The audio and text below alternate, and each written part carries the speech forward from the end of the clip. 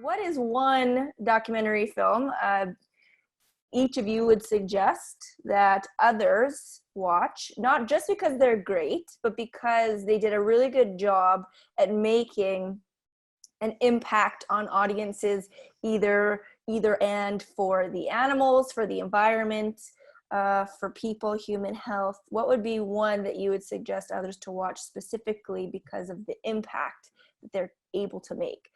Maybe I'll start with you because you're probably the expert. Shawn, go right ahead. You know, it's not an easy answer. That's why we ask the hard questions, right? I think it's the person who's asking me for a suggestion. Am I going to suggest something to my buddies that I, play hockey with or do ultramarathons with, or is it my mother? My mother's not that interested in game changers, but Forks Over Knife or What the Health, she might be a lot more interested in. So it's hard. I'm kind of dodging the question in terms of not giving you one, but for me, Forks Over Knives was really big at the time because I was into my health and still am, and that's what did the switch for me. For my wife at the time, it was Vegucated that switched for her, and we're like sitting next to each other and watched those within a month of each other, and like two completely different reactions. So I would throw my answer out to it. It depends on the person and try to gear it towards the person. If you got an animal lover, there's ones obviously focused on that, Dominion and others, but yeah. Okay, all right, that's a good point. So I'm going to reshape the question. I'm going to make it different for each of you. So now you've all had one in your head. It's going to change. Okay, so Keegan, what would be a documentary that you would suggest to another filmmaker, up-and-coming filmmaker, to watch specifically for their ability to impact audiences on these topics? And it could be one of yours.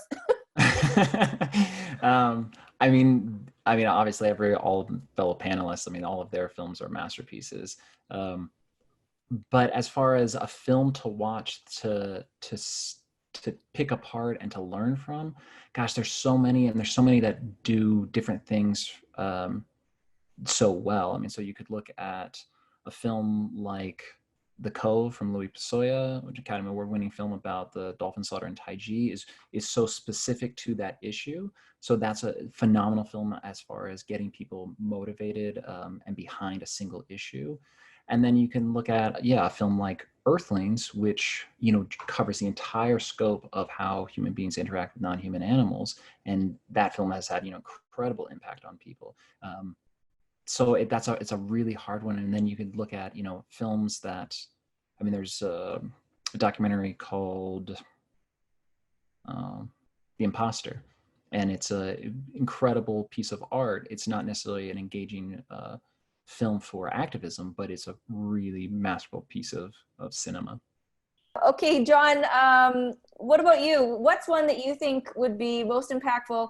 Let's think for somebody that's a social media user, a younger person who you want to get thinking about these sorts of issues, these important issues. What would be a documentary that you would suggest that would be most impactful? I think I'm glad that we kind of knocked it down to specifics, because like Shawn said, I think one of our biggest problems is we don't active listen. And like somebody might say, hey, I want to go vegan for health. And somebody's like, well, let me tell you about animal slaughter. And it's like, you just lost them right there. They were like, I don't want to go for health. And you're like, well, let me tell you about how the animals are treated. So I think sometimes we do have to cater to the audience again. Like, what are they looking for in that? For me, if that's the case, this may not even be it's not a vegan film at all, but I think in a sense of empowerment, which is something that I told Keegan, I really want to use that voice in our film as well. But as a sense of empowerment and understanding the power that each individual has, because you have to believe in yourself if you're going to take this journey, whether it's just to become vegan and then to take it even further to make a film. If you don't believe in yourself, it's going to be a rocky road. It's going to be a rocky road if you believe in yourself, because everybody's got that family member that gave them, a little trash talk when they first went vegan, like Demetrius said, they give you, you shouldn't go vegan because I heard that this lady 100 years ago died of being vegan, or, there's all these different things you hear about. So I think, which I don't know if everybody else has seen this, but I think The Secret, which is a documentary that was a while ago, it's not necessarily about, veganism is not necessarily about, social rights, civil rights, animal agriculture, but it's about believing in yourself, because there's gonna be, as much as you're gonna find some great friends, some great camaraderie between people as veganism, it's gonna be some times you out on that island by yourself, and you got to believe in yourself and believe in your commitment to what you're doing.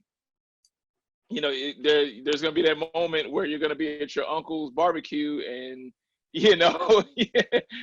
some memories are gonna flash back, and you're like, am I gonna stay committed to what I'm here for?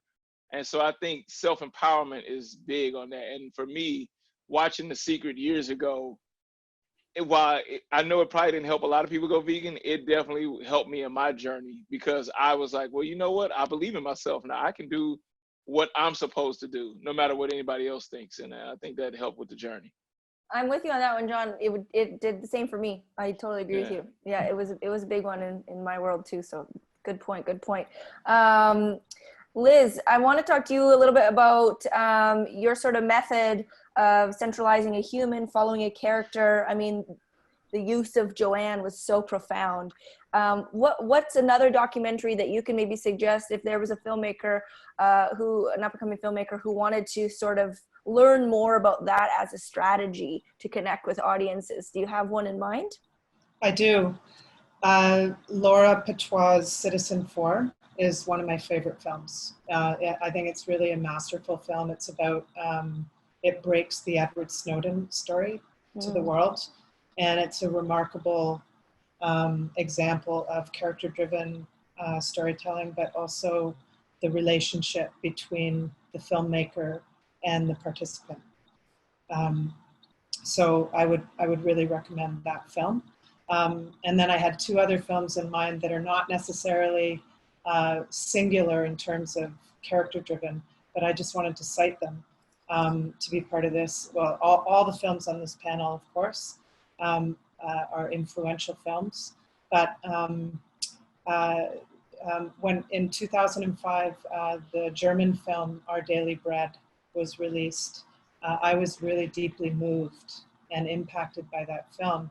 And when I was doing my initial research, before I was financed to make The Ghost in Our Machine, I really was citing that film in terms of its tone, in terms of its cinematic approach. And actually I don't think there's any dialogue in that film. And The Ghost in Our Machine actually is quite sparse in terms of dialogue. It's an image-rich documentary. So cinematography and Joanne's photographs, that landscape and sound is really a huge part of the journey, the emotional journey and the consciousness-raising experience for the viewer. But Our Daily Bread, if you haven't seen it, check it out. It's about it's a meditation on our modern food system, and the sequences that include animals are very haunting. One other film I'd like to cite that is influential for me is Black Power Mixtape. And that's about the civil rights movement, and it uses just archive material from a journalist who had found this footage in a box, it had never been, purposed. It had never really been used, and it's a remarkable film. It's quite a feat. Watch that film, it's amazing. Thank you for that list. That's a great list, Liz. Thank you very much. Demetrius, I feel like you probably are going to have a few ready to go at this point, so I'm not going to give you any specific lead here. You go right ahead. Tell us what you think. I do have, I was like, wow, that's quite a question. Three things, two films. The first film I want to say in vegan world is please check out Liz's film. It's so different than a lot of what I've seen, although I have not been privy to as many titles as Shawn. And it's very different. I like a lot of non-USA film because silence is used more, and I love to talk, as you can probably tell, in dialogue. But sometimes we need to be able to ingest or digest and absorb. And your film just blew me away, the way it kept doing that with gorgeous cinematography, which across all films we don't have enough, in my finding, enough gorgeous just visuals. sometimes they want to talk it to death, maybe included. So that's within I haven't seen as many as Shawn by any stretch, but Liz's is so different and uses it. A lot of people sometimes look at it as, oh, it's so simple, and it's like, there's a lot of intent here, there's a lot of there's a lot of thinking, but it's not clubbed over your head, maybe bad pun there. It really is offered up, and for me, I thought it was very meditative, and then adds up in a way that I really like in a quieter film. Again, I don't think there's too much else that I've seen, and I would guess that exists in the vegan media, docs or not. The one that came to mind when you first asked the question is Mr. Soul, which is a relatively new title. It's about a Black media maker, and it's just really impactful. I don't want to try to summarize it. There's a lot going on, but it's basically a documentary meets biography of this really unknown or not known enough guy who helped spearhead a lot of Black public television, late 60s, early 70s. And that's not even beginning to do the film justice. There's so much going on. I sobbed watching it because I was like, holy shit, this dude, like, just in a few years with a lot of people, right? He was making media and a network even. He helped, just to lean a little bit into it, he helped break major name acts or major now. So everyone came through there. This was in New York City proper. Aretha and Stevie and Bill Withers, and the list goes on and on and on. And a lot of names, you may not know if you're not a New Yorker but it was groundbreaking and it was very political.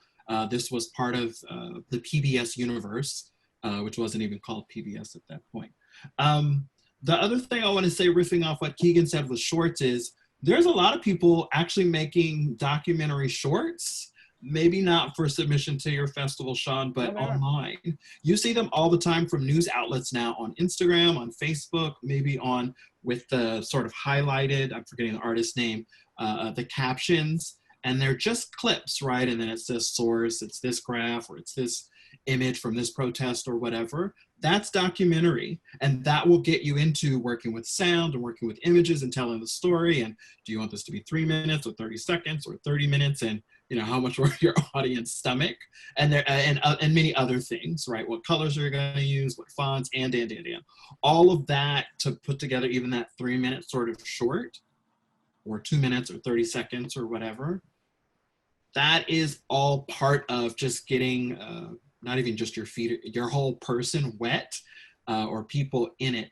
And that can be done for little of no money on many people's laptops and desktops, and probably even phones at this point. I'm not even sure.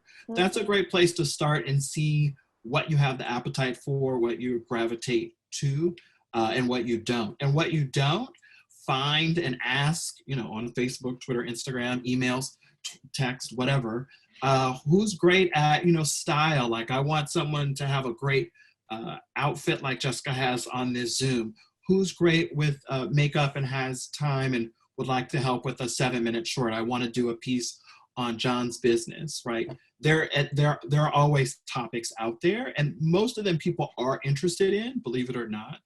But you have to keep them in mind of how you're telling the story, the intent, as Liz said much earlier, how are you purposing it, right? Don't talk at people, speak with them. I mean, film is just a communication vehicle or art, but it needs to be a two-way street, to kind of just stay with that cliche.